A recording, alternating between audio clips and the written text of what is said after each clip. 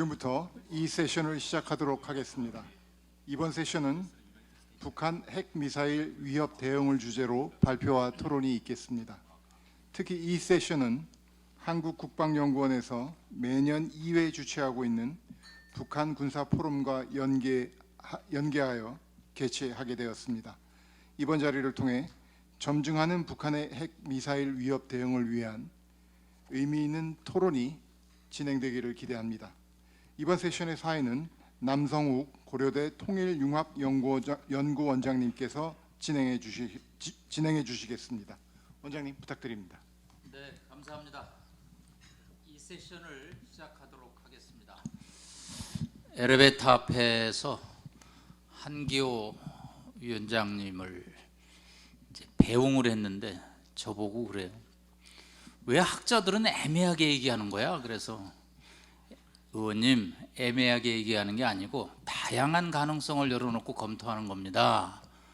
그런 거야? 그래서 그런 걱정하지 마시고 국회 가서 잘해 주시기 바랍니다. 그랬더니 알았어 하고 갔습니다. 네, 이 아카데믹한 분야와 또 정책 분야의 차이점이 있죠. 네, 그런 측면에서 우리가 이런 또 논의의 장을 여는 거라고 생각합니다. 특히 이 세션은 뭐 애매하게 할 필요가 전혀 없습니다. 제목이 북핵 미사일 위협 어떻게 대응할 것인가이기 때문에 주제가 매우 분명할 것 같습니다. 예, 먼저 발표는 이상민 카이다 북한 연구실장님입니다.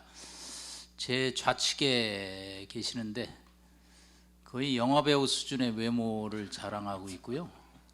이따 또 발표 PPT가 얼마나 화려한지 이 세션이 약간 지루하기 쉬운데 아마 여러분들에게 실망스럽지 않은 발표를 보내줄 거로 봅니다. 예, 15분 먼저 부탁드리고 또 토론자분들 또 소개해 올리겠습니다. 이상민 실장님 부탁드리겠습니다. 네, 감사합니다. 저는 한국국방연구원 안보전략연구센터 북한군사연구실장을 맡고 있는 이상민 육군대령입니다. 오늘 한미동맹 70주년 기념 안보 포럼에 참석해 주셔서 감사드립니다. 아까 사회자가 말씀하신 것처럼 이번 이 세션은 북한군사 포럼을 연 2회 개최하는데 그 전반기 포럼에 해당되겠습니다. 이걸 준비하느냐고 고생하셨던 국방부 및 카이다 관계자 여러분들 수고하셨다는 말씀을 먼저 드리면서 시작하도록 하겠습니다. 예, 다음. 예, 보통 제가 한 1시간짜리 강의를 하게 되면 1분짜리 요약을 준비를 합니다. 요게 거기에 해당되는데요. 아마도 요거는 15분짜리라서 결론만 말씀을 드리겠습니다. 오늘 말씀의 핵심은 북핵 억제와 한미동맹 새로운 70년을 회복 탄력성을 강화하는 것으로 달성하자라는 게 제 오늘 발표의 요지가 되겠습니다. 그 내용을 뒤에 이어서 말씀을 드리겠습니다. 다음. 예, 목차는 보시는 것처럼 4개의 챕터로 되어 있습니다. 핵심은 안보와 경제 동맹을 같이 가져갈 수 있는 방향을 좀 말씀드리려고 하는 건데요. 그것이 이제 새로운 한미 동맹의 70년이 되지 않을까 이렇게 기대하면서 말씀을 드리는 겁니다. 첫 번째 챕터에서는 북한 핵의 위협의 진화 과정을 말씀드릴 거고요. 두 번째에서는 우리가 현재 억제와 대응을 위해서 무엇을 하고 있는지, 문제는 없는지. 세 번째 챕터에서는 핵심적으로 우리가 놓치고 있는 그리고 요즘 관심도가 굉장히 높아지고 있는 회복 탄력성이라는 것에 대해서 좀 말씀을 드릴 것이고요. 마지막으로는 새로운 한미동맹 70년에서도 회복 탄력성이 어떻게 구현되고 그것이 왜 중요한지에 대해서 좀 더 말씀드리면서 마무리를 짓겠습니다. 다음. 첫 번째 챕터입니다. 다음. 보통 이제 북한의 핵 개발을 설명하기 전에 저는 중국식 핵 개발을 좀 인용을 하는데요. 중국의 핵 개발을 양탄일성이라고 이렇게 줄여서 얘기를 합니다. Two bombs, one satellite이라고 하는데요. Two bombs라고 하는 것은 원자탄, 수소탄이고요. Satellite는 당연히 인공위성입니다. 다음. 북한도 마찬가지로 북한식의 양탄일성이 있을 것이라 생각을 합니다. 최근 북한이 군사정찰 위성을 발사했고 그것을 우리가 회수를 해서 분석을 했고 우리 한미정보당국은 군사정찰 위성으로서의 효용성이 없다라고 이야기를 했습니다만 저는 앞으로 북한은 이러한 흐름 속에서 그러니까 북한식의 양탄일성을 추구하기 위해서 계속해서 군사정찰 위성을 발사할 것이라고 생각을 합니다. 그것은 여기서 보시는 것처럼 전략 전술 핵탄두, 탄도미사일, 군사정찰 위성 이렇게 해서 북한식 양탄일성이라고 제가 나름대로 이제 정의를 한번 내려봤습니다. 다음. 그러면 이런 북한식의 양탄일성을 통해서 뭘 얻고자 하는 것이냐를 이야기할 때 저는 중국처럼 A2AD, Anti-Access Area Denial 전략을 북한이 구현하려고 하고 있다. 왜냐하면 중국도 마찬가지로 미국에 대한 어떤 대응 차원에서 A2AD 전략을 추구하는 것처럼 북한도 미국에 대한 대응 차원에서 A2AD 전략을 추구할 수밖에 없다.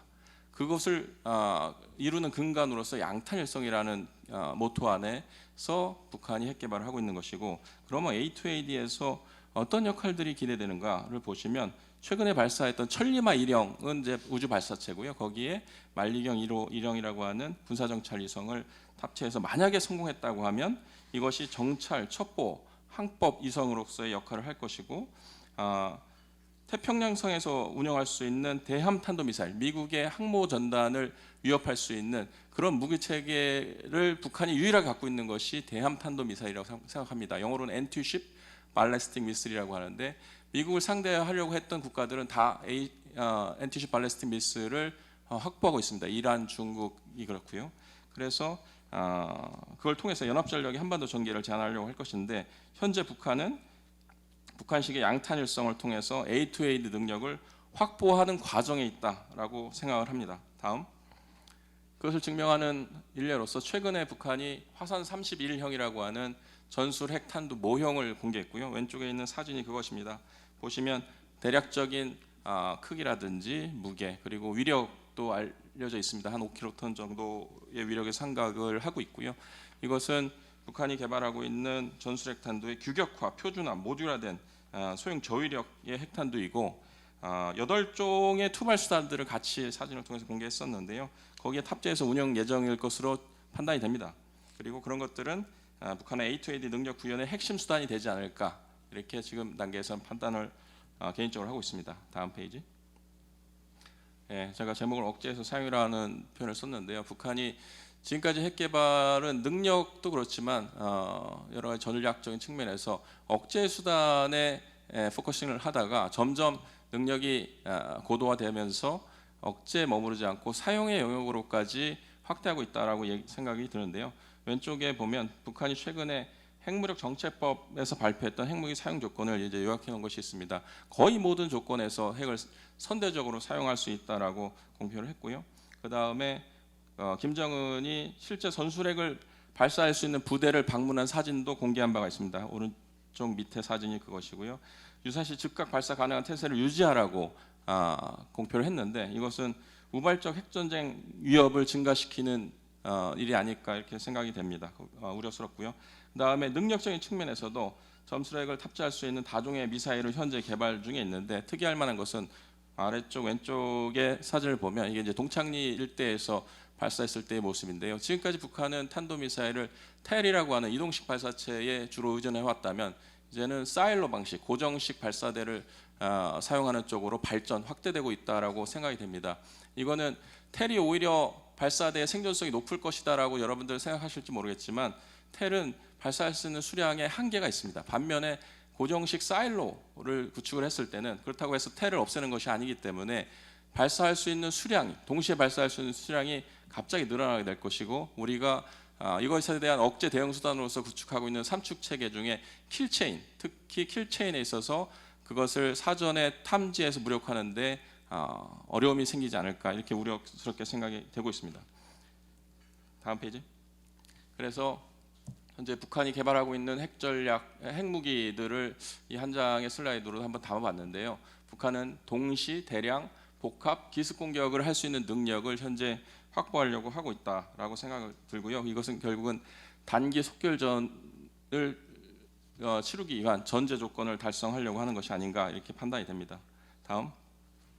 그 중에서도 최근에 이것도 작년 11월에 발표했던 내용 중에 일부입니다만, 북한이 핵 EMP 위협이 현실화되고 있다라고 말씀을 드리고 싶은데요.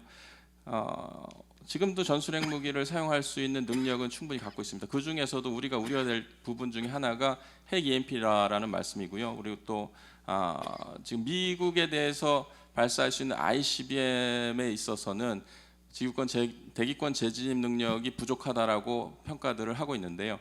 이 EMP 같은 경우에는 그런 능력 없이도 사용이 가능하다는 측면에서 현실적인 위협이다 이렇게 말씀을 드리려고 했습니다. 두 번째, 다음.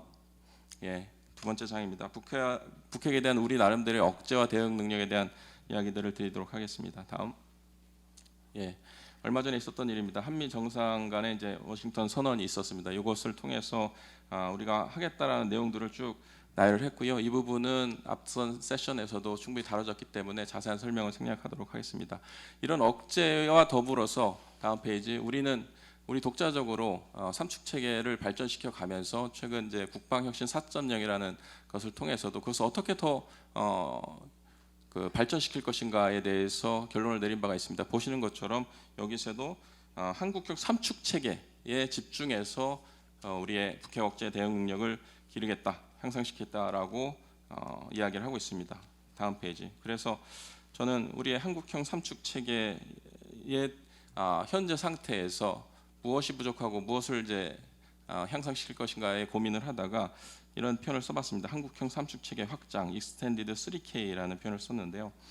여기 있는 것처럼 시간, 공간, 수단적인 측면에서의 확장을 제안을 하고 있습니다. 먼저 시간적인 측면에서는 북한의 기존의 텔 같은 경우에는 갱도 밖에서 움직일 때 우리가 그것을 이제 찾아서 선제 타격한다는 개념을 갖고 있는데요. 이미 갱도 안에 있을 때부터 무력화할 수 있는 이제 수단이라든지 그런 개념을 발전시켜야 되겠다. 그것을 저는 적극적 left of launch라는 표현을 썼고요. 그리고 발사 직후에 상승해서 날아올 때 우리는 KMD라고 해서 한국형 미사일 방어 체계는 종말 단계에서 요격을 하는 것에 한정을 두고 있는데 상승 부스트 단계와 중간 미드 코스 단계에서도 KMD 능력을 발휘할 수 있게끔 시간적으로 확장이 필요하다라는 생각을 하고 있고요. 두 번째는 삼축 체계 공간적인 확장 측면에서 기존 삼축 체계가 주로 이제 한반도의 지리적 특성상 북한에서 남쪽으로 날아오기 때문에 우리 지상 전력에 주로 의존을 하고요. 또한 이제 항공기 같은 공중 전력에 또 의존을 하고 있습니다. 해상 전력을 사용한 삼축 체계가 좀 소원한 측면이 있었는데요. 저는 해상 기반 삼축 체계, 해상 기반 3K 능력을 적극 개발할 필요가 있다라는 점과 또 우주 기반의 영역으로까지 삼축 체계를 확장할 필요가 있다는 말씀을 드리고 싶고요. 마지막으로는 수단적인 측면에서 보통 우리가 삼축 체계라고 하면 물리적인 타격 수단, 그러니까 미사일로 미사일을 요격하다든지 또는 지상에서 움직이는 텔을 파괴하는 그런 개념을 갖고 있었다면 사이버, 전자기 영역으로까지 확장할 수 있을 것이라고 저는 생각을 합니다. 그런 배경에는 북한이 이번에 발사해서 떨어졌던 우주 발사체를 우리가 회수해 왔지 않습니까? 그 내용들을 분석해 보면 알 거라고 생각이 듭니다만 북한은 밀스펙이라고 하는 굉장히 잘 만들어져 있는 스펙적인 측면에서 봤을 때는 상용 스펙보다 훨씬 고 퀄리티의 밀스펙을 사용하기보다는 상용에 사용하는 반도체 소자라든지 부품들을 실제 우주 발사체에 적용했었습니다. 그런데 우주 발사체나 미사일이나 거의 비슷한 기술들을 사용하고 있기 때문에 북한의 미사일들도 상용 반도체 기술들을 그대로 사용할 가능성이 높다라고 보고 있고요. 그런 것들은 우리가 전자기 공격이라든지 사이버 공격을 가했을 때 그 취약성을 공략하기 유리하다 이렇게 생각을 해서 제안을 해봤고요. 마지막으로는 왼쪽 밑에 있는 사진에 나와 있는 건데요.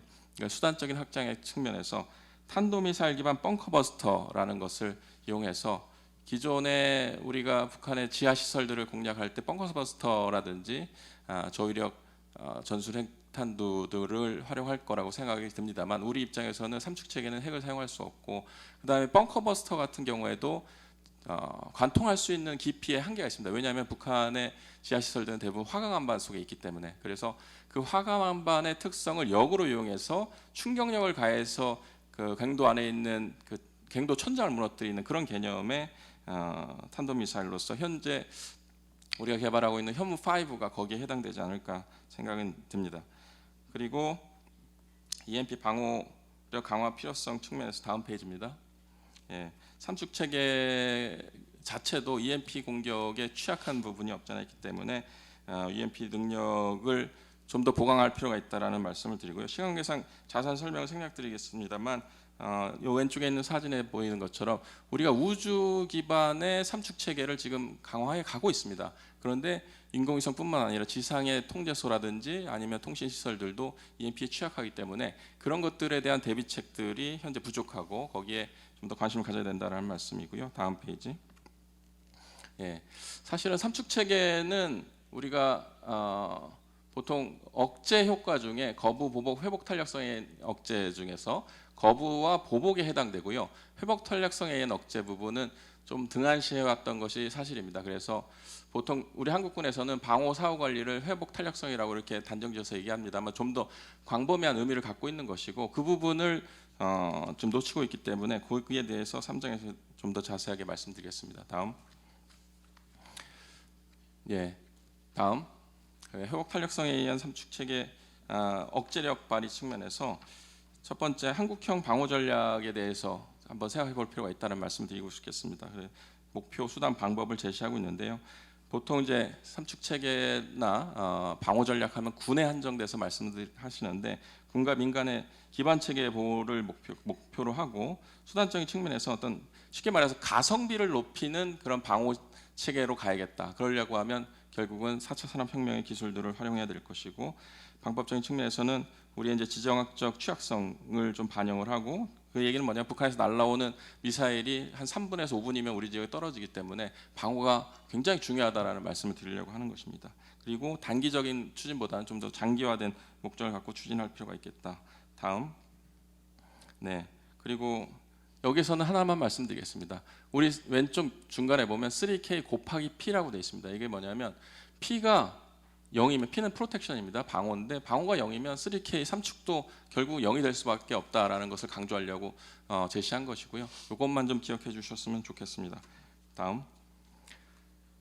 예, 그리고 방어의 또 다른 효과는 전략적 안정성을 유지하면서 억제 효과를 증대시키는 그 효과가 있다는 것입니다. 다른 삼축 체계 중에 스킬 체인이라든지 이런 것들은 전략적 안정성을 해칠 가능성이 없지 않아 있습니다. 왜냐하면 군비 경장으로 갈 수 있기 때문에.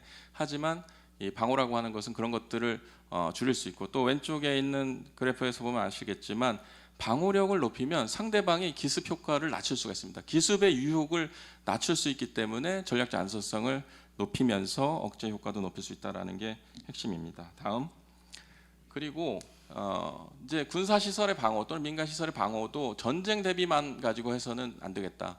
현재의 전쟁 양상은 하이브리드 전쟁 잘 아시겠지만 재난이나 테러, 사고를 가정한 전쟁이 있을 수 있습니다. 그런 것들을 동시에 고려한 방어 대책, 회복 탄력성을 높이는 대책 쪽으로 가야 된다라는 말씀을 드리고요. 다음. 네, 그 중에서도 저는 여러 가지 할 것들이 많습니다. 그 중에 사회 기반 체계, 인프라에 대해서 좀 더 관심을 가져야겠다. 왜냐하면 전기라든지 통신이라든지 데이터라든지 이런 것들이 빨리 회복됐을 때 회복력을 높이는데 굉장히 도움이 된다라는 생각을 갖고 있기 때문에 일단 선택과 집중 측면에서 사회 기반 시설에 대해서 이야기를 하려고 하는 것이고요. 왼쪽에 있는 것도 보면 우리의 인프라들은 다 얽히고 설켜 있습니다. 서로 상호 연계가 되어 있는데 그 중에 핵심은 전기, 통신, 데이터다라는 점입니다. 다음. 예, 그것을 사람으로 비유하면 우리 뇌 또는 신경망, 혈관망을 가지고 설명할 수 있을 텐데요. 대략적으로 저는 그 사회 전력, 통신, 데이터를 어떤 식으로다가 개선할 것인지에 대해서 여기 말씀드렸는데 다음 장에서 좀 더 자세하게 설명드리겠습니다. 다음. 예, 한미동맹 70주년을 맞이해서 저는 북핵 억제와 동맹을 동시에 강화할 수 있는 방안이 없을까라는 생각을 했고요. 조건 개념적인 측면에서는 방금까지 말씀드렸던 회복 탄력성 향상을 통해서 억제력을 강화하시는 쪽으로 가야 되는데 구체적인 방법은 기존에 우리 한미동맹은 무기 체계를 공유해 왔습니다. 그리고 상호 운용성도 높여왔는데 인프라까지도 상호 운용성을 높이는 쪽으로 가야 되겠다 이렇게 말씀을 드리고요. 다음. 그리고 지금까지 뭐 안미 경중이라는 표현들을 입에 달고 다녔었는데 저는 안보나 경제나 다 동맹 안에서 해결할 수 있지 않을까 이런 생각이 들어서 이런 재미있는 사진도 한번 제시를 해봤습니다. 그것의 근간은 결국은 인프라의 상호 운영성을 높이는 것이다라는 것이고 구체적인 대안으로서 다음 페이지. 예. 데이터 센터 같은 경우에는 분산형 클라우드 기반의 데이터 센터를 미국, 유럽 또는 우리 아시아의 분산 설치하는 방안을 한번 구상해봤고요. 시간 관계상 자세한 설명은 이후에 뭐 질문이 있으면 말씀을 드릴게요. 그다음에 전원적인 측면에서 전원은 사실은 공유하기가 쉽지 않은데요. 저는 기왕이면 비상전원 체계를 한미가 공동으로 사용할 수 있게끔 해놓는다고 하면 개발하는 것이죠. 예, 이런 것들도 유사시에 상호 운용성을 통해서 억제력을 높이는 데 기여할 것이다라고 보았고요. 다음, 통신이 중요합니다. 전력이든 데이터든 다 가능하더라도 이거 연결이 돼야 될 텐데 러시아 우크라이나 전쟁에서 쓰였던 스타링크 체계가 러시아 우크라이나에서 군, 정부, 민간에서 다 같이 운영되고 있는 것을 다 아실 겁니다. 이에 마찬가지로 우리도 현재 초소형 군지 위성을 개발 중에 있는 것으로 저는 알고 있습니다. 매우 빠르게 가기 위해서 신속 시범으로 진행을 하고 있는데 이런 것들이 우리 따로 미국 따로가 아니라 한미가 공동으로 사용할 수 있게끔 할 필요가 있다라는 말씀을 드립니다. 다음, 마지막으로 지금까지 회복 탄력성 열심히 말씀드렸는데요. 우리 한미 동맹의 회복 탄력성에 대해서도 한번 생각해 볼 필요가 있다라고 생각을 하고 지난 4월에 한미 정상 두 분이 만나셔가지고 가치 동맹이라는 표현으로서 5개의 동맹 기둥을 이야기하셨는데요. 이 부분들을 다시 한번 상기하면서 제 발표들을 마치도록 하겠습니다. 감사합니다. 네, 이 실장님 발표를 들으면서 느끼는 점은 군인 하기가 참 어려운 시대가 왔구나. 옛날에는 뭐 총 한 방 잘 쏘면 사격하다가 쉬고 그랬는데 첨단 무기를 하다 보니까 우리 이 실장님 전공이 찾아보니까 재료공학 박사이시군요. 재료공학 박사 정도 돼야지 이런 정도 발표가 되는 것 같습니다. 자, 다음은 네 분의 토론자를 모시도록 하겠습니다. 먼저 미국에서 지금 거주하고 계신 커티스 스캐퍼로 전 한미연합사 사령관께서 영상으로 토론문을 보내주셨습니다. 이 양쪽 벽에 지금 화면에 이제 녹화 영상이 방송될 예정입니다. 주목해 주시면 되겠습니다. 부탁드립니다.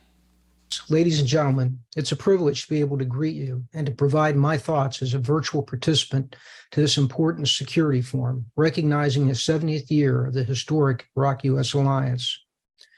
I want to thank the Republic of Korea's Ministry of Defense, the Korea Institute for Defense Analysis, and the National Defense Committee of the National Assembly for the foresight and initiative to conduct this security forum. The evolving complexity of the nature of the conflict, North Korea's advances in nuclear and missile capabilities, and the recent agreement of the Washington Declaration by Presidents Yoon and Biden make this forum a timely and important discussion for the alliance. In fact, the security forum, given the topic and significance of the U.S. ROC leaders and experts in attendance, plays an active role in the alliance deterrence of North Korea. I've been asked to address the topic of the second session, measures to address the North Korean nuclear missile threat. I intend to address the threat broadly, as I'm sure this audience knows the detail of North Korea's recent advances, and then propose 5 points to address the threat. Up front, I want to acknowledge the comments made by Lee Sang-min of the Korea Institute of Defense Analysis, who has ably laid out the threat of North Korea's nuclear weapons and provided sound recommendations on the alliance capability to deter and respond to North Korean aggression. North Korea, over the past year, has presented a record pace of missile launches and tests. The size, diversity, and lethality of the North Korean nuclear and missile capabilities is consistently advancing, and each advance complicates alliance deterrence and defense of the peninsula. Kim Jong-un claims the capability to employ nuclear devices at tactical, operational, and strategic depth, including mobile road, rail, and submarine launch systems. Also, the development of hypersonic and cruise missile systems may challenge the alliance's ability to intercept the threat. While this evolving threat is significant and warrants urgent attention, I think the U.S. National Intelligence Estimate on North Korea, released on 15 June, provides significant insight on how Kim Jong-un could perceive the value and purpose of this growing nuclear arsenal. U.S. National Intelligence Council estimates that Pyongyang will likely use its nuclear capability to support a coercive diplomatic strategy through 2030, and accordingly assesses a low likelihood of the use of its nuclear weapons in an offensive scenario to gain decisive advantage on the peninsula. This estimate means that during this period, the alliance is likely to be challenged by continued coercive diplomatic actions, hybrid activities, and occasional military actions to intimidate foreign governments, deter alliance response, and split the alliance. Also, it is likely that North Korea's coercive actions will become increasingly risky as its nuclear and missile arsenal grows. Now, concerning the NIE, I believe that the alliance should take a steady, strategic, and long-term approach to the North Korea challenge, continue to strengthen the alliance deterrence and defense using all of its combined national powers, and resist the urge to respond to each Korean coercive action. To be more specific, and to answer the key question of the measures to address the North Korean nuclear missile threat, I would suggest focus in 5 areas. As a priority, they are, first, fulfill the Washington Declaration as a matter of urgency. As I stated earlier, the Washington Declaration is significant and addressed, in my view, the key issues with U.S. extended deterrence. I would emphasize the quick establishment of the Nuclear Consultative Group and movement forward with speed on its purpose to strengthen the extended deterrence and to discuss nuclear and strategic planning. Realizing its purpose will not come easily and will take a lot of work together to better understand strategic capabilities, employment considerations, and our force integration. Also, we should move out on strengthening our other consultative standing bodies, such as the Extended Deterrence Strategy and Consultation Group, which should consider the coercive diplomatic and military options available to North Korea and use simulation to inform our planning efforts and posture. Finally, I would incorporate all that we learn into our demonstrations of extended deterrence and our alliance combined exercises. To be effective, the alliance must train as we expect to operate, and if necessary, as we'll fight. Second, the ROK-US alliance must enhance our combined communications capabilities, including data transfer at scale. Both the Republic of Korea military and the U.S. military are developing joint all-domain command and control to enable the transfer of data between sensors, weapons systems, decision-making systems, and cyber across all domains: air, land, sea, space, and cyber. This is the future of how we will fight and ensure dominance in this dynamic security environment. They will connect our many initiatives and make each more lethal, I believe. I recommend that the U.S. and ROK share in the development of these JADC2 initiatives so that they are interoperable at inception rather than made interoperable by a series of fixes afterwards. Third, enhance alliance combined air and missile defense capabilities. I applaud the Republic of Korea's development of the KAMD, the Korean Air and Missile Defense System, and its continued development. However, air and missile defense against North Korea's evolving threat needs to leverage the newest technology, be layered, become fully an alliance combined system, and address the threat to critical infrastructure, a point made by Lee Seng-man as well. Fourth, introduce more realistic rigor into our alliance training. We've seen in the Ukraine conflict the true character and nature of war. It is unforgiving and brutal, more so for those who engage unprepared. Our training must be conducted as we will fight. The physical and mental hardship must be replicated, and the most difficult actions, like fighting combined at night and conducting logistics at scale, must be practiced. Fifth, I would place greater emphasis on the alliance information operations as a deterrent capability. We've seen on multiple occasions how Pyongyang fears uncontrolled communications and quickly reacts to an intrusion of truthful information. For example, consider the influence of the use of loudspeakers along the DMZ in response to the 2015 cross-border fires and box mine incident. This was not the response that North Korea expected, and one they were not prepared to absorb. Now, this thought also aligns with my earlier comment the alliance should consider the use of all of our national powers, not just military, in the deterrence of North Korea. I would like to close with a few points about this great ROK U.S. alliance, one that our predecessors established in the crucible of war and continued to nurture through many of these challenging years. As the ROK U.S. alliance celebrates 70 years, it represents one of the most successful military alliances in history. For 70 years, the alliance has ensured security and stability on the peninsula in the face of an aggressive North Korean neighbor, and established the conditions for the Republic of Korea to become free and prosperous, to become the miracle on the Han. In today's global security environment of great power competition, no one nation alone can secure its national interest and its security. Allies and partners are key. Those who value freedom and a world based on the rule of law must stand together. Therefore, the importance of the ROK U.S. alliance realizing its role in regional and global security is significant. Now, we have a responsibility to keep the alliance strong and effective in what is the most challenging security environment since the Korean War. We must guard the trust that exists between the U.S. and the Republic of Korea. This trust is essential. And we must drive changes to the alliance that will ensure that it is relevant to the times today and to the future. The organization of this security forum and your participation is keeping the ROK U.S. alliance strong and relevant. Thank you for your participation and your leadership. I also want to thank again the Ministry of Defense, QAIDA, and the National Defense Committee for allowing me to provide remarks. I look forward to a summary of the key points made by the distinguished forum of leaders.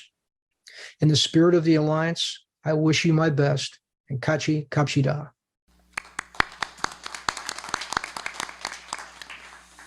네, 감사합니다. 커티스 캐포롯 전 한미 연합사령관께서 토론문을 보내주시고 또 말씀을 주셨습니다. 5가지 분야의 의견을 주셨는데 역시 워싱턴 선언에서 이제 NCG 그룹을 본격적으로 어전스라는 상당히 급한 문제로 마침 커트 캠벨 미국의 관리가 이제 곧 와서 우리 안보실하고 NCG 다이얼로그를 이제 시작하는 것으로 보고 있습니다. 오늘 아침 북한에서 미군 이런 전략 자산의 격추에 대해서 오늘 아침에 성명을 내서 미국 커트 캠벨이 오니까 다시 또 한반도의 열기가 또 한번 고조되는 느낌을 갖고 있습니다. 다음은 세 분의 한국의 토론자를 모시겠습니다. 제 왼편에 박원곤 이화여대 교수입니다. 한 8분 정도 해주시면 딱 좋을 것 같습니다. 부탁드리겠습니다. 이런 귀한 자리에 초청해 주셔서 감사합니다. 제가 카이다를 떠난 지 10년 됐고 카이다에서 근무한 게 18년인데 아직까지도 이 카이다가 훨씬 저한테는 더 친정 같고 고향 같고 마음이 편합니다. 카이다를 떠나서 포항과 신촌으로 돌아다니면서 역시 저는 홍릉이 마음의 고향이다라는 생각을 다시 하게 됩니다.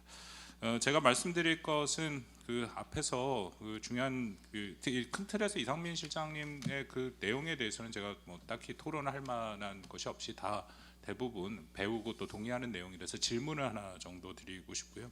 나머지 이 시간에는 일단 북한의 기본적인 생각 전략이 어떤지 그리고 좀 다른 각도에서 이 북한이 하고 있는 핵 질주를 좀 봐야 되지 않느냐 하는 그런 제 의견을 좀 말씀을 드리도록 하겠습니다. 북한의 전략은 다들 잘 아시겠지만 저는 2019년 12월에 북한이 7기 5차 전원회의에서 발표한 정면 돌파전을 여전히 하고 있다라고 생각합니다. 4가지 키워드인데요. 자력 갱생을 통해서 또 사상 무장을 통해서 버티면서 핵을 최대화하는 그런 장기전을 끌어가겠다라는 그런 생각입니다. 2021년 8차 당대회 때도 이것에 대해서 크게 변화되는 모습이 없었고요. 올해 열린 이 전원회의를 통해서 8기 6차, 7차, 8차까지의 전원회의에서도 이 정면 돌파전의 이 노선이 변경됐다라는 것은 보이지 않습니다. 그러면서 북한이 대화를 확실하게 거부하고 있는 것은 분명하고요. 그 대화의 조건으로 2019년 10월 스톡홀름에서 마지막 미국 그 회담을 깨면서 당시에 김영길이 제시를 했던 요구했던 발전권과 생존권을 먼저 보장하라라는 내용은 여전히 북한이 내세우고 있다고 생각합니다. 발전권이라는 것은 유엔 제재를 해제를 얘기하는 것이고요. 그리고 생존권이라는 것은 한미 연합훈련과 전략 자산의 영구 중단이 최소 수준이고 그 끝에는 주한미군 철수까지 있다라고 생각합니다. 문제는 이런 것을 한국과 미국이 선제적으로 하지 않는 한 북한은 협상장에 나오지 않겠다라고 얘기를 하는데 또 북한은 그렇지만 이렇게 자신들의 주장을 또 한국과 미국이 받아들일 수 없음도 분명히 알고 있다고 생각합니다. 협상장에 나오지 않는데 어떻게 이들이 말하는 연합훈련과 전략자산 또 유엔 제재가 해제가 될 수 없다라는 것, 그 의미는 결국 그렇다면 북한이 한미가 받아들일 수 없는 이런 조건을 내세우고 그것을 명분 삼아 자신들의 핵을 고도화하고 있다라고 생각이 됩니다. 북한 내부 사정에 달려 있긴 합니다만 아마 최대한 버티기에 들어가지 않을까. 그 버티는 시기는 아마 내년 미국 대선의 결과까지를 봤으면 하는 것이 그들의 의도라고 생각하는데요. 거기까지 북한 내부의 사정이 허락될지는 좀 불확실성이 있습니다. 그 많은 분들이 말씀을 하셨고 많이들 북한이 굉장히 핵 질주하고 핵을 고도화하고 있고 이 세션의 주제 자체가 북한 미사일 위협에 어떻게 대응할 것인가 굉장히 위협도가 높다라는 것에 저도 당연히 동의를 합니다. 북한이 보여줬던 핵 법령화, 4.25 독트린이라고 불리는 핵무기의 두 번째 사명이 있다라는 김정은의 발언 그런 것들 그리고 작년에 70여 차례의 미사일 발사 올해 보여준 것들 보면 분명히 굉장히 고도화된 핵 능력이 있다라고 생각을 합니다. 근데 다만 그럼에도 북한이 그렇게 핵 능력을 고도화하는 것에 거의 같은 수준으로 저는 반작용, 북한에게도 적지 않은 도전이 되고 있다라고 생각하는데요. 첫 번째는 방금 말씀드린 발전권과 생존권, 그들이 원하는 그 두 가지가 훨씬 더 얻기가 그것을 달성하기가 힘들어졌다라는 것이죠. 북한이 핵을 고도화할수록 한미는 또 일본까지 포함해서 우리가 훈련을 더욱 강화하고 있고 그리고 북한에 대해서 제재는 물론 유엔에서 안보리 추가 제재는 못 됩니다만 이 독자 제재 형태로 한국, 미국, 일본 많은 국가가 동참하고 있고 특히 사이버 영역에서의 제재는 김정은의 통치 자금을 묻고 있다라는 것이죠. 그렇기 때문에 북한이 생각하는 거랑은 다른 방향으로 가고 있다라고 생각이 되고 두 번째 북한의 이런 공격적 행위는 남북 관계 특히 한국에 있는 그 북한에 대한 여론을 매우 악화시킨 것은 분명합니다. 70에서 80%의 한국민들이 북한에 대해서 매우 부정적인 특히 김정은에 대해서 부정적인 인식을 갖고 있고 이것은 단기적으로는 모르지만 중장기적으로 결국 북한한테 굉장히 부정적으로 작동할 가능성이 좀 높다라고 생각이 되고요. 세 번째는 한미일이 공조를 강화하고 있다. 여러분 잘 아시다시피 한일이 관계를 정상화한 저는 가장 큰 동력은 역시 북한의 끝없는 핵 질주와 도발이었다라고 생각합니다. 그렇기 때문에 한일의 역사적인 그 불편함이 있음에도 불구하고 한국민과 일본 국민 모두 이런 이 안보 협력의 필요성, 관계 정상의 필요성에 기본적으로 동의를 했다라고 생각이 되고요. 그것을 점점 강화해서 한미일 협력이 강화되고 작년 연말에 했던 한미일 해상훈련 같은 경우에는 북한의 미사일을 탐지, 식별, 요격까지 하는 형태로 가고 있으니까 북한의 입장에서는 한국과 일본 두 국가만 대상으로 하는 것도 어려운데 여기 일본까지 포함해서 대상으로 해야 되는 것은 그만큼 한미일의 억제 능력은 강화되고 반면에 북한의 핵의 효용성은 더 낮아지고 있다라고 생각이 됩니다. 또 하나는 북한 핵이 결국 한국과 일본 일부입니다만 한국 독자적 핵 무장에 대한 그런 여론들을 촉발하고 있다. 물론 당장 이것이 실현될 가능성은 저는 없고 그것은 현재로서는 저는 그 비현실적인 선택이라고 생각을 합니다만 앞으로의 전개 상황에 따라서 특히 북한이 어느 수준에서의 핵을 계속 고도화하고 대화를 거부하느냐에 따라서 이것도 하나의 카드로 분명히 살아있다라는 것이고요. 이제 그런 면에서 결코 이거는 북한한테 모든 것이 긍정적으로만 작동하지 않고 있다라고 생각합니다. 제 발전문의 그 확장 억제, 특히 워싱턴 선언에 대한 내용이 있는데 이것은 제가 이야기에 가장 이 부분의 전문가인 우리 한명필 박사가 오늘 같이 토론을 하기 때문에 한 박사의 얘기를 들으시면 더 훨씬 나을 거라고 생각되고요. 마지막으로 그래서 제가 그 요즘 주장하고 있는 것 중에 하나가 통합된 확장 억제입니다. 워싱턴 선언과 확장 억제를 강화하는 것은 중요한데 거기에는 또 어쩔 수 없는 한계도 분명히 있다라는 것이죠. 그렇다면은 우리가 한미 간의 확장 억제 외에도 더 큰 틀에서 미국이 시도하고 있는 통합 억제, 이른바 인터그레이트 디터런스를 더 확장하는 것이 북한에 대한 핵 억제 능력을 강화하고 그렇다면은 그만큼 북한의 핵의 효용성을 낮출 수 있다라고 생각됩니다. 앞 세션에서 아마 얘기가 좀 된 거로 제가 이해하고 있는데요. 제가 이해하는 통합 억제는 미국이 인도 태평양을 단일 정부로 상정하고 대서양의 나토 동맹국과 이 지역의 인태 지역의 동맹국을 영어로 federate 하겠다, 연맹하겠다라는 그런 의도로 읽고 있습니다. 그렇다면은 기존의 한미일만 대응하는 것이 아니라 북한이 상대해야 할 거대한 군사 협력체의 숫자가 훨씬 더 능력이 훨씬 큰 그런 협력체를 대상으로 해야 된다라는 것이죠. 뭐 개념적으로 말씀을 드립니다만 구체적인 내용도 상당히 발전되고 있고 그렇다면 북한의 입장에서는 이것은 훨씬 더 큰 도전이 될 수밖에 없다라고 생각을 합니다. 그래서 확장 억제를 계속 강화하는 것도 중요하지만 또 이 부분에 대해서 우리가 더욱더 이 통합된 확장 억제를 할 필요 있다. 마지막으로 그것이 갖고 오는 효과는 뭐 미국이 하고 있는 통합 억제의 주 대상은 당연히 중국이죠. 그렇지만 그렇기 때문에 만약에 이 통합된 확장 억제가 더욱 강화된다면 중국의 입장에서도 이런 이 거대한 협력체를 대상으로 자신들이 이것을 상대하기는 어렵고 그렇다면 이런 통합 억제의 계속 동력을 이렇게 가야 된다는 동력을 제시해주는 북한에 대해서도 불편함을 가질 수 있다. 그러니까 일정 시점 중국을 설득해서 오히려 중국이 조금 더 북한 비핵화에 대해서 긍정적인 역할을 할 수 있는 그런 뭔가의 결과도 도출할 수 있다라는 것이 저의 판단입니다. 이상입니다. 감사합니다. 네, 박원곤 교수님 감사합니다. 다음은 하명필 외교부 국방협력관입니다. 원래 우리 한 박사님은 국방부 소속이었죠? 지금도 국방부 소속이고요. 외교부에 파견 가니까 어때요? 근무 분위기가? 그거 한 1분 얘기해 주시고 토론 들어가면 어떨까요? 네, 귀한 자리에 초대해 주셔서 감사드립니다. 저도 카이다에서 5년 동안 연구를 했었고요. 떠난 지 정확하게 올해가 10년 되는 해입니다. 저는 그동안에 이제 국방부하고 외교부에 이렇게 말씀하신 대로 적절히 있었고요. 외교부도 열심히 뭐 지금 박진 장관님 중심으로 노력하고 있습니다. 저는 이상민 박사님 발제와 관련해서 한 3가지 정도 제 토론문에 이제 적혀 있는 대로 말씀을 드리고 시간이 허락하면은 뭐 확장 억제와 관련된 부분 잠깐 제 생각을 말씀을 드리겠습니다. 능력적인 측면에서 북한의 핵 위협이 지금 뭐 단순하게 뭐 방어나 체제 생존, 그러니까 정치적인 어떤 목적만 지향한다는 거기에서 이제 벗어나 있다라는 것에 대해서는 다 동의하실 겁니다.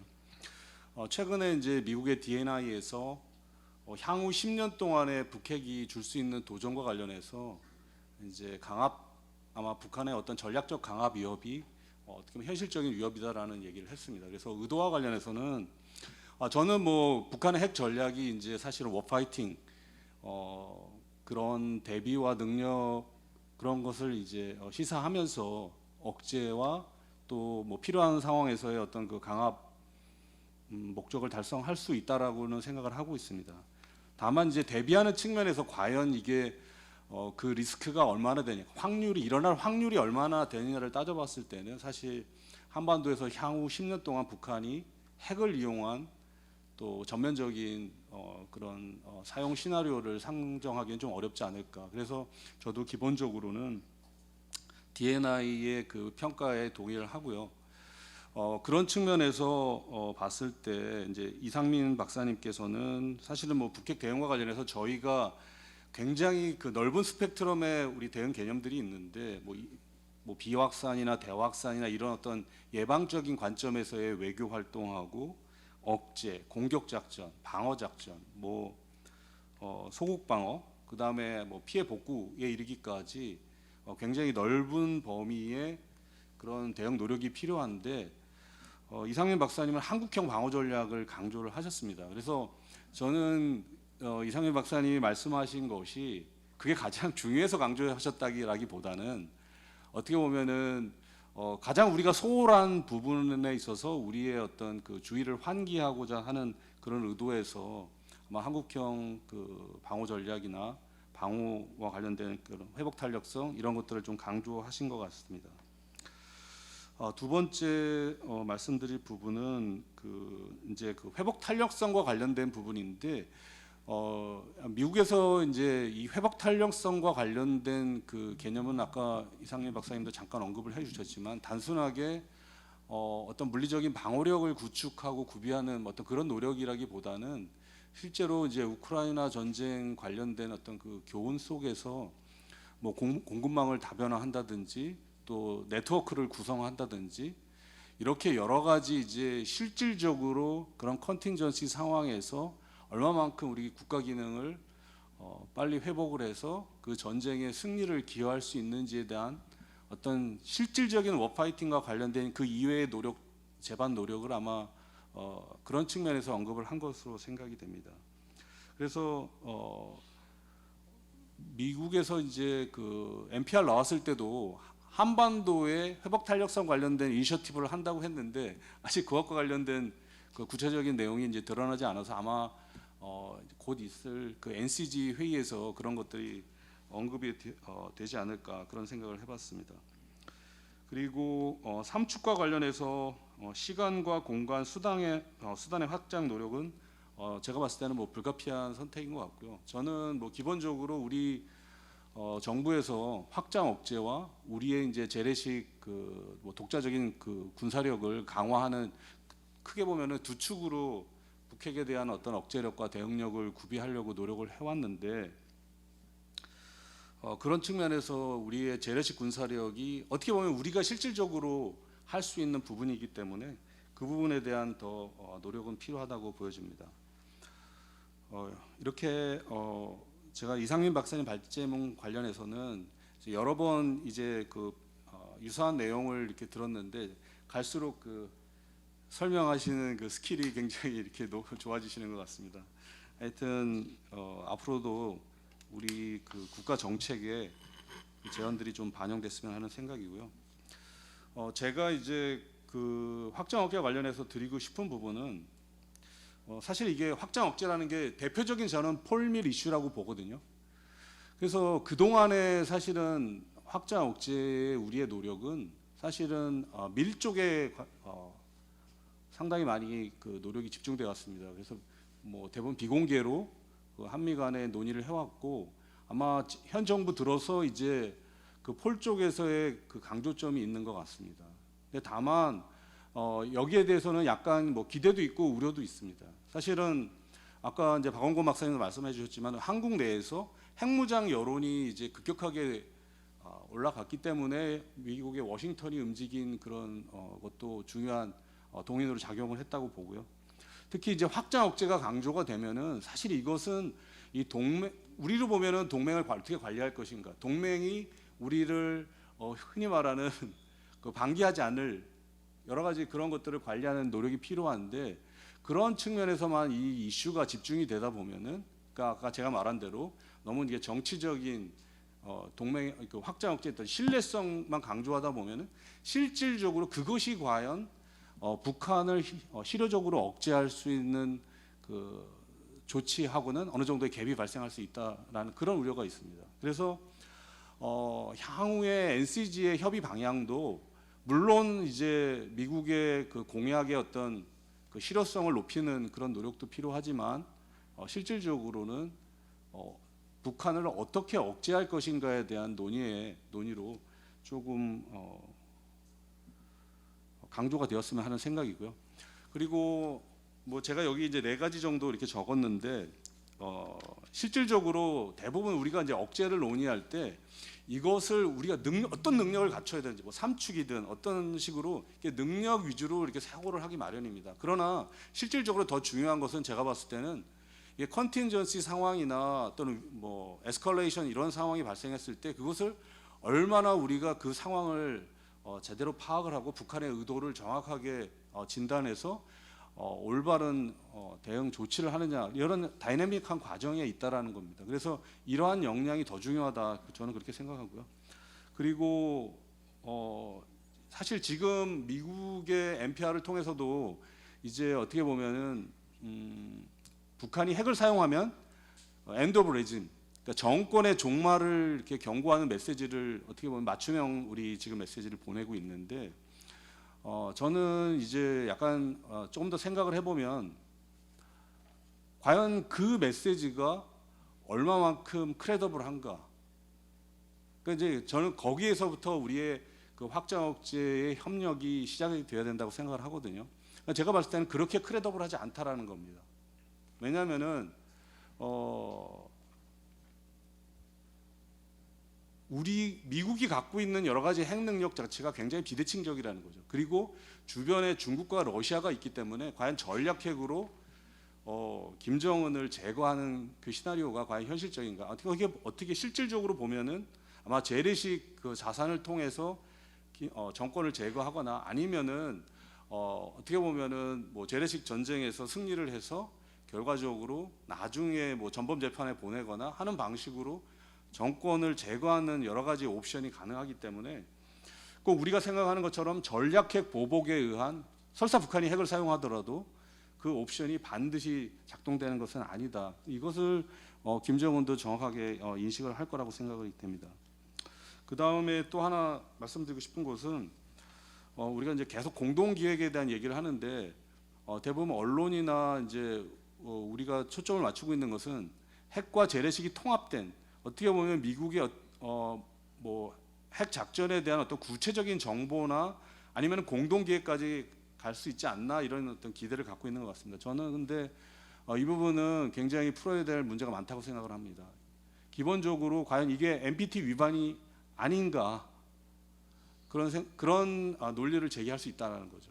그러니까 비핵 국가한테 핵 작전과 핵 무기와 관련된 여러 가지 작전과 기획을 하려면은 능력, 그다음에 작전적인 요소, 이런 것들에 대한 공동의 노력이 필요한데, 그 과정에서 핵 정보나 핵 데이터가 핵 보유국에서 비핵국으로 넘어가는 것은 NPT에서 금지하고 있기 때문에 과연 한미 동맹이 이것을 뛰어넘을 수 있느냐, 어려운 문제라고 생각이 됩니다. 네, 그리고 한 가지 더 말씀을 드리면, 그래서 현실적으로는 핵과 재래식이 통합된 위협으로 북한의 위협이 진화됐기 때문에 한미 연합군의 대응도 그래 해야 되는데, 현실적으로는 우리 연합사는 재래식 전력이고 미국의 전략사에서 수행되는 그 전력이 같이 이렇게 패러럴하게 되는 통합 계획입니다. 그러니까 애초 단계에서 통합되어 있는 능력과 그것을 기반으로 해서, 그러니까 통합된 그 대응을 도출하는 그런 계획이 아니기 때문에, 그래서 이 부분에 대해서 조금 더 NCGA를 통해서 좀 구체화됐으면 하는 바람이 있고요. 그리고 뭐 우리 군이나 또 각 대학도 마찬가지로 이게 좀 놀라운 게, 우리 대학에는 전쟁을 연구하는 연구소가 없고, 특히 또 이렇게 우리가 핵이 없기 때문에 핵 전략이나 또 뭐 그런 것에 집중적으로 연구된 특화된 연구소가 없더라고요. 그래서 우리 사회에 이제 이런 부분에 대해서도 좀 고민하는 그런 분위기가 마련됐으면 하는 바람입니다. 이상입니다. 네, 한 박사님 토론 들으면서 키신저 회고록에 의하면 68년 1월 23일 날 원산 앞바다 40km 지점에서 푸에블로가 피납됐고요. 북한은 섬 기준으로 해서 영해 안으로 들어왔다고 그러고 미 해군은 영해 밖이라고 그랬습니다. 그 다음에 4월 한 15일경에 미국 정찰기가 또 격추를 당합니다. 한 3개월 상간에. 키신저의 회고록에 의하면 닉슨 입장에서는 북한을 치고 싶은데 비에트남 전쟁에서 지금 빠져나오지 못하고 있는데 이 동북아에서 또 하나의 another war를 하는 것이 맞느냐. 결국은 참을 수밖에 결론이 납니다. 김일성은 의기양양했죠. 과연 지금 엔드 오브 레짐을 얘기하지만 이게 크레디블한지에 관해서는 정말 역사에서 볼 때 누구도 뭐 단정적으로 얘기하기는 좀 어려운 그런 측면은 분명히 있는 것 같습니다. 자, 마지막 토론자입니다. 우리 서울시립대학의 황지환 교수님입니다. 부탁드리겠습니다. 네, 안녕하십니까. 서울시립대 황지환입니다. 이상민 박사님 발표를 듣고 상당히 조금 놀랐는데요. 왜냐하면 기존에 말씀하시던 어떤 그런 그 기계공학자의 어프로치를 넘어선 약간 그런 모습이었기 때문에 이렇게 조금 그 사고가 많이 이렇게 발전되고 그 진전되는 그런 모습이 있는 것 같습니다. 그래서 저는 이상민 박사님께서 말씀하신 발표 내용에 조금 더 천착하면서 제가 가진 생각을 몇 가지를 말씀드리겠습니다. 크게는 두 가지인데 우선 북핵 억제에 관한 것하고 그 다음에는 리질리언스 회복 탄력성에 관한 것입니다.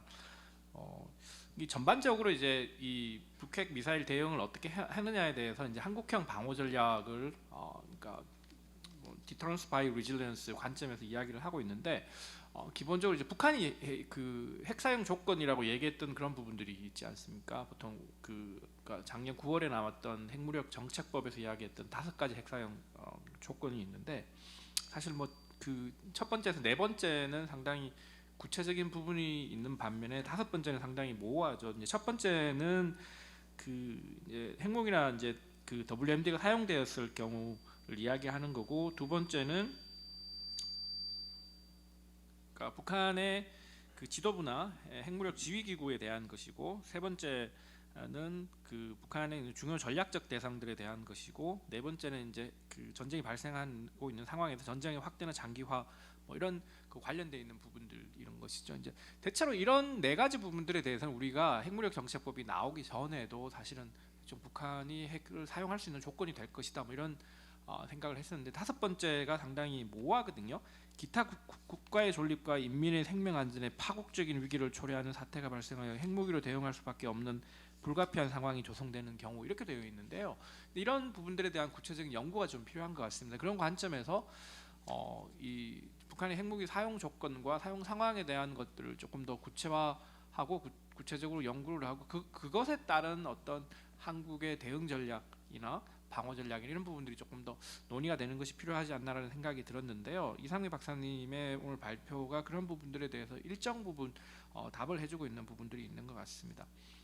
두 번째는 이제 북한의 전술핵 무기 관련된 부분입니다. 아까 발표에서도 나왔지만 화산 30일 경우에 뭐 아까 말씀하실 때는 5킬로톤이라고 말씀하셨는데 그 발표문 내용에 보면 10킬로톤이라고 되어 있는데요. 10킬로톤이면 2016년도에 초에 했었던 그 5차 핵실험 규모인 것이죠.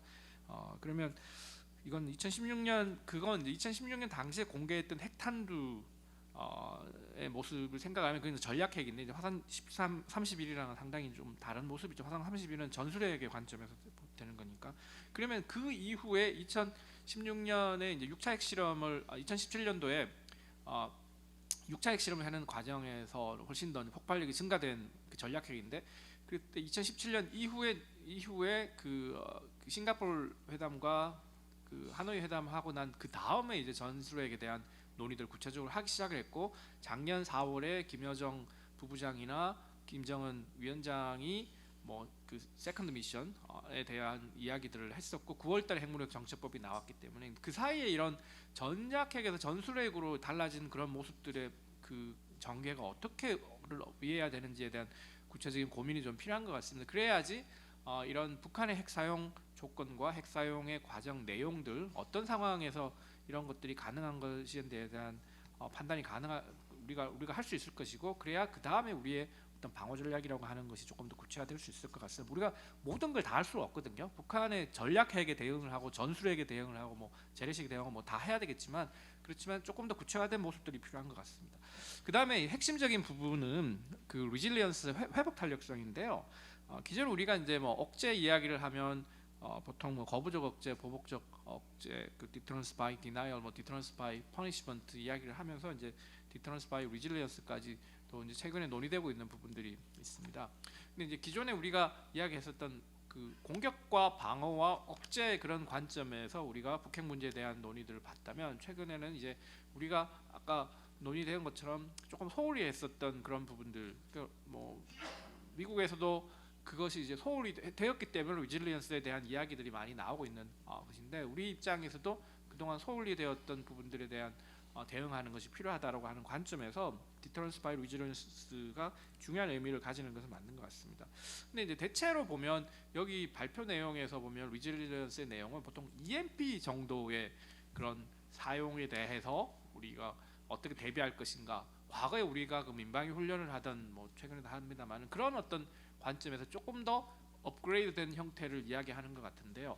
그러면 앞서 말씀드렸던 북한의 핵 사용 조건이 이야기하는 그런 과정에서에 대한 대응으로서 리질리언스를 확보하는 거하고는 조금 다른 것 같은 생각이 듭니다. 사실 핵무기를 우리가 뭐 절대 무기라고 얘기를 했을 때 그 파괴력을 고려했을 때 특히 뭐 북한의 경우에는 1945년 8월에 사용되었던 그 히로시마 나가사키에 사용되었던 뭐 니들보이나 팬맨과 보다 훨씬 더 강력한 그런 폭발력을 보여준 적이 있기 때문에 그렇다면 과연 여기서 우리가 논의되고 있는 방어력의 관점에서 봤을 때 그런 모습은 조금 더 제한적인 것이 아닌가, 이것이 실제로 가능한 것인가라는 것이죠. 물론 이제 우리가 그동안 관심 가졌던 뉴클리어 시큐리티, 뉴클리어 세이프티, 핵안보와 핵안전의 문제를 동시에 대비를 하고 그것이 단순히 뭐 테러리즘이나 사고에 의한 것뿐만 아니라 북한에 의해서 의도된 사용이라고 하는 관점에서 대응을 하는 것이 필요한데, 그럼 북한의 의도된 사용이라고 한다면 그게 EMP 정도에 대한 대응 수준에서 가능한 것인가, 전원이나 통신 데이터 공유 뭐 이런 부분을 말씀하시는데 그게 실제적인 그 북한이 이야기하는 5가지 핵 사용 조건에서 논의하는 수준에서의 대응으로서 적절한 것인가. 그리고 두 번째는 이제 그 이런 그 리질리언스는 사실 미국도 그렇지만 전 사회적인 어떤 인프라가 구축되어야 되는 부분이 있죠. 기존에 이제 군사적인 차원에서 논의를 하는 것보다는 전 사회적인 차원에서 논의를 해야 되는데 그게 우리 사회가 그렇게 할 준비가 되어 있는 것이고 그것이 적절한 목표에 대한 적절한 대응이라고 우리 사회가 생각을 하고 있는가. 군의 생각과 사회의 일반 사회, 시민사회보다 일반 그 사회의 생각이 비슷한 것인가. 사실 EMP 방어 체계가 군 위주로 대응을 준비하고 있는데 그게 사실 민간에 적용되지 않으면 그게 사실 의미가 있는 것인지 잘 모르겠습니다. 그러면 이게 국가 정책적으로 시행이 돼야 된다는 것인데 정부가 그런 준비를 하고 있는 것인가라고 하는 좀 고민을 할 필요가 있을 것 같습니다. 워싱턴 선언이 한미동맹 70년의 하나의 문서죠. 제2 한미동맹 조약의 문서라고도 할 수 있을 정도이고 특히 확장 억제에 대한 논의를 구체화시켰습니다. 왜냐하면 현재 한미동맹에서 북핵 문제에 대한 확장 억제가 가장 중요하기 때문에 그런 것들을 구체화시켰지만 워싱턴 데클러레이션에서 그런 문제에 대한 논의는 전혀 나오고 있지 않거든요. 뭐 다들 내용을 잘 아시겠지만 한국이 원하는 것과 미국이 원하는 것을 절묘하게 교차시키면서 결합시킨 방식이기 때문에 그렇습니다. 그 다음에 제가 마지막으로 드리고 싶은 말씀은 북한의 핵의 의도된 사용과 의도되지 않은 사용의 차이가 있을 것 같습니다. 지금까지는 의도된 사용에 대한 것입니다. 어쨌든 뭐 핵 방어 전략을 한다는 것 자체도 의도된 사용에 대한 것에 포커스가 더 많이 갖춰져 있을 것 같은데요. 뭐 거부적 억제나 보복적 억제, 회복 탄력성이나 다 의도된 사용에 대한 억제에 초점을 맞춰주는 것인데 의도되지 않은 사용이 있었을 것 같습니다. 그러니까 구체적으로 계획되지 않았지만 크라이시스 에스컬레이션에 의해서 발생할 수 있는 부분이죠. 가령 전쟁을 생각을 한다면 우리가 1차 세계대전과 같은 전쟁도 있고 2차 세계대전과 같은 전쟁도 있다는 거죠. 1950년 한국전쟁은 2차 세계대전과 같은 전쟁이죠. 철저하게 계획된 전쟁이죠. 그러니까 1차 세계대전과 같이 크라이시스 에스컬레이션에 의해서 이루어지는 그런 모습들이 한반도에서 벌어지면 더군다나 핵을 통해서 그런 것들이 벌어질 경우에는 어떻게 대응을 할 것인가. 우리의 그러면 그런 어떤 디터런스 전략들이 그러한 크라이시스 에스컬레이션 상황 속에서도 작동할 수 있는 것인가. 한국형 방어 전략이 그런 상황 속에서 작동할 수 있는 것인가. 이런 것들도 좀 고민을 해봐야 되는 게 아닌가라는 생각이 들었습니다. 감사합니다. 네, 황재환 교수님 감사합니다. 아까 우리 하명필 박사님 말씀 중에 왜 대학 같은 데서 이런 중요한 연구원도 없고 연구도 안 하냐고 그러는데 돈이 안 됩니다, 이거. 네. 옆에 저희 고려대학 옆에 뭐 카이다에서 하는데 이거 민간 대학의 연구원에서 하기에는 너무 크고 또 무거운 주제고 제일 중요한 거는 돈이 안 된다는 얘기입니다. 그렇게 이해를 해주시면 될 것 같고요. 자, 아까 제가 한 박사님한테 외교부에 가서 일하니까 어떻게 다르냐는 표현을 왜 썼냐면 요즘 뉴욕타임즈를 보면 일주일에 3번은 헤드라인이 우크라이나 뉴스입니다. 전쟁이라는 게 중계되니까 이런 양상이구나 하는 느낌을 받습니다. 아주 가슴 아픈 스토리가 굉장히 많죠. 그저께 정도 뉴스에 클러스터 범, 집접탄이라는 발음도 아주 어려운 집접탄을 이제 바이든 대통령이 사용 승인을 했다라고 나오면서 나토에서조차도 집접탄 사용에 대해서 논란이 있는 거죠. 아까 스케폴로티 전 한미 연합사령관 문장 중에 이 북한 핵을 억제하는 데서 꼭 군사력만 갖고는 안 돼요. 군사력은 마지막이고 국가의 모든 역량, 특히 외교를 중심으로 해서 1차 문제적으로 풀어야 되고 마지막에 수단이 군사력이라는 표현을 쓰고 있었습니다. 그런 차원에서 분명히 미국의 정보기관 국방부에서 보고서를 바이든 행정부 대통령 책상에 올려놨는데 결국은 선택은 뭐 the buck stop here, 모든 책임은 내가 진다라는 대통령의 권한이죠. 결국은 사인을 한 거죠. 야, 이게 우크라이나 워에 어떤 또 영향을 미칠지 이 외교적인 측면이 있고 군사적인 측면이 있다고 생각을 합니다. 그래서 제가 궁금해서 한번 여쭙습니다. 자, 시간이 조금 여유가 있어서 우리 같이 하시는 여러분들과 2분 정도 얘기를 들어보겠는데 우리 김창수 박사님 그래도 또 카이다의 시니어로서 또 오셨는데 후배들을 위해서 한 말씀 또 주시죠.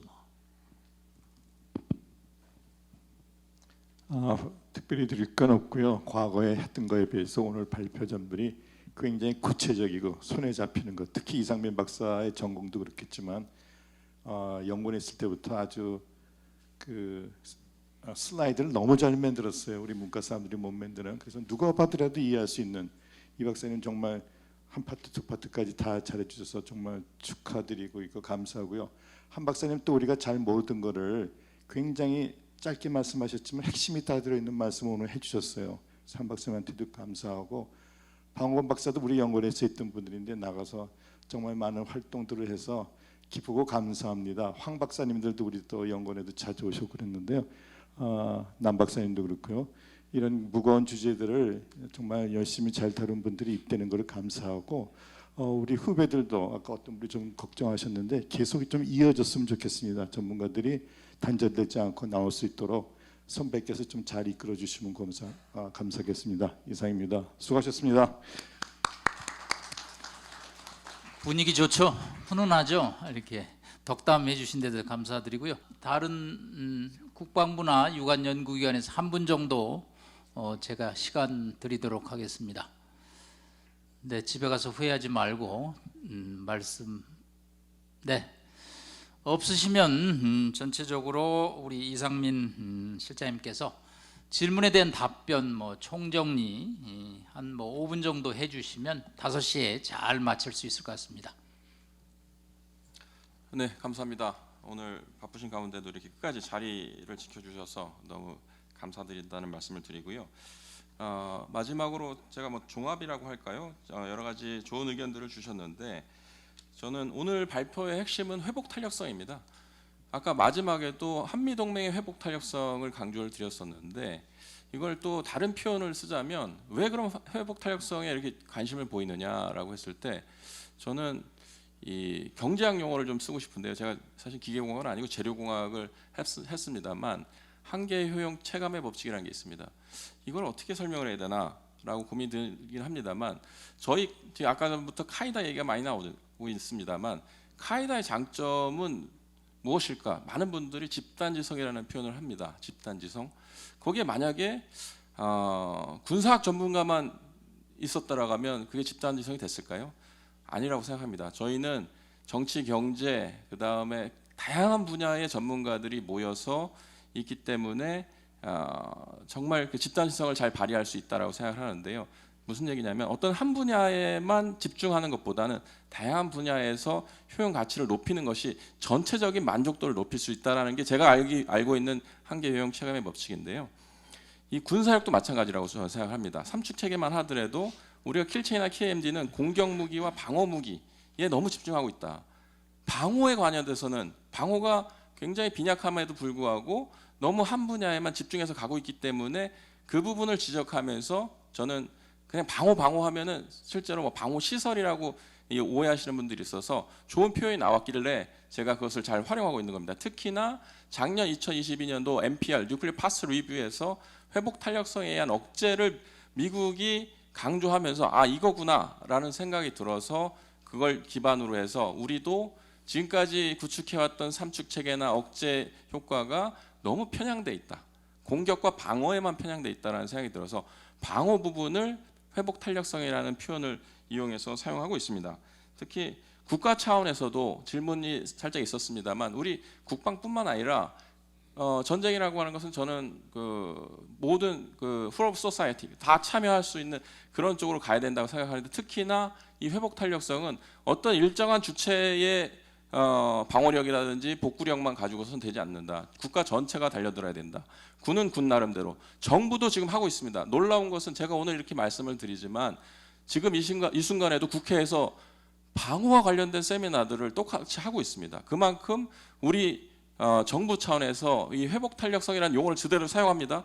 사용하면서 이 방어력을 높이고 어떻게 국민들의 피해를 줄일 것인가에 대해서 많은 노력을 하고 있다라는 것을 말씀을 드리고 싶습니다. 그리고 그런 것을 할 때 핵심적인 것은 선택과 집중. 아까도 말씀드렸었는데 우리가 제가 회복 탄력성 중에 사회 기반 시설 그 중에서도 전원, 통신, 데이터가 중요하다고 말씀을 드렸습니다. 그거는 사람으로 비유했을 때 사람의 뇌는 데이터, 그리고 신경망은 통신망, 혈관망이 우리 전원 체계에 비유된다고 말씀드릴 수 있을 것 같은데요.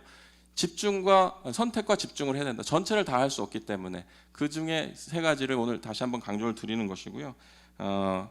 과거에 방어에 대한 안 좋은 인식들이 너무 많았습니다.